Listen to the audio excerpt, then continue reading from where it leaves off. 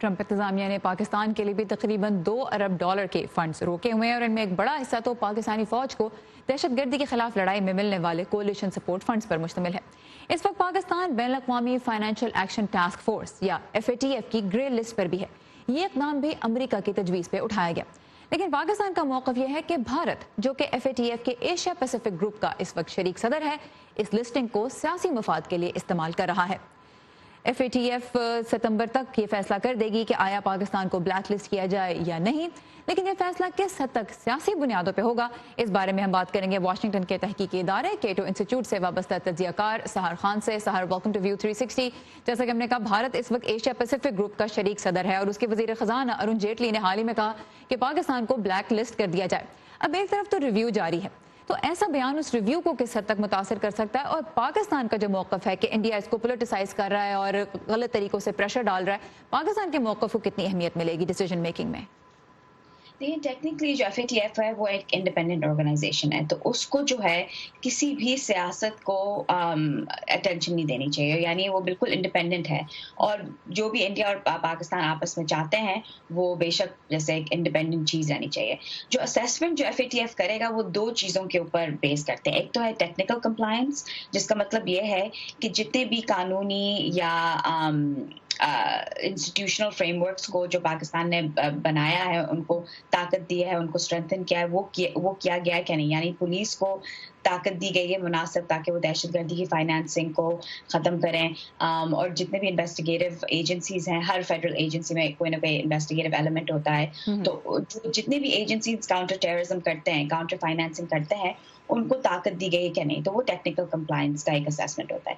जो दूसरी चीज़ जो FATF असेस करेगी वो है कि उसको कहते हैं इफेक्टिव असेसमेंट, जिसका मतलब ये है कि जितनी ताकत इन इंस्टीट्यूशंस को दी गई है वो नतीजा हमें दे रहे हैं क्या नहीं। और वो जो नतीजा जो FATF ढूंढ रहा है वो ये है कि पाकिस्तान की जितने भी काउंटर टेररिज्म एजेंसीज हैं वो कितने ट्रांसपेरेंट हैं, यानी वो कितने खुले आम इंटरनेशनल और डोमेस्टिक एजेंसीज के साथ काम करें कि दहशतगर्दी की फाइनेंसिंग खत्म हो। और फिर ये भी वो देखना चाहेंगे कि कितनी कोऑर्डिनेशन है आपस एजेंसीज में। पाकिस्तान में अभी कोई 17-18 फेडरल एजेंसीज हैं, इनमें से हर एक एजेंसी का कोई ना कोई सेक्शन, थोड़ा सा बड़ा थोड़ा सा कम, जो काउंटर टेररिज्म फाइनेंसिंग पे काम करता है, लेकिन ये लोग आपस में कोऑर्डिनेटेड नहीं है। तो FATF की एक रिकमेंडेशन ये थी कि आप लोग आपस में बातचीत करें ताकि कोऑर्डिनेशन को बेहतर करें अपना आपस में। तो लेकिन सर, मैं ये जानना चाहूंगी, आपने कहा कि FATF को नहीं करना चाहिए एक बात है, और करता है या नहीं कोई भी इदारा एक खास तरीके से काम और खास तौर पे सियासी दबाव में आता है या नहीं, वो एक दूसरी बात है। किस हद तक आपको लगता है कि सियासी दबाव कारगर साबित होता है, इफेक्टिव साबित होता है?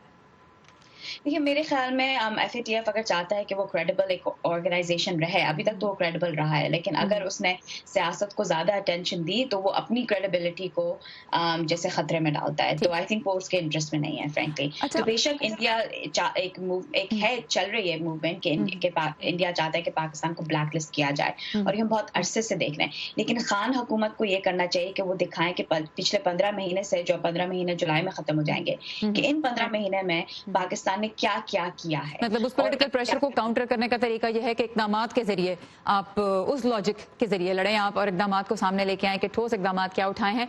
अब ये बताइए कि कलअदम तंजीम जैश ए मोहम्मद के सरबराह मसूद अजहर की ब्लैक लिस्टिंग हुई है, क्या इससे पाकिस्तान का केस मजबूत होगा या नहीं? ये जरा एक ट्रिकी सवाल है। इंडिया जो है एक तरफ से कह रहा है कि इंडिया के लिए एक बहुत बड़ी विक्ट्री है।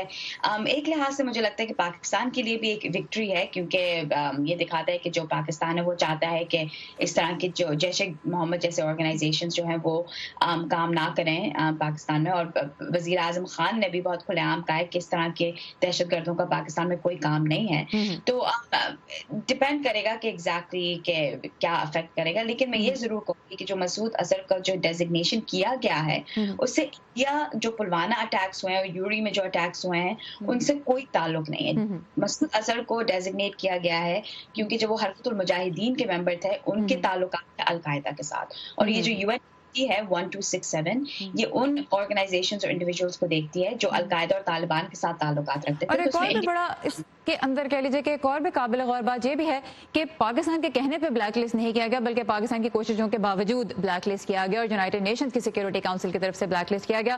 سحر خان ہمارے ساتھی اس وقت بذریعہ اسکائپ کیٹو انسٹیٹیوٹ سے منسلک تجزیہ کار, ہم FATF پہ سیاسی دباؤ کے بارے میں بات کر رہے تھے. بہت شکریہ سحر آپ کے وقت کا.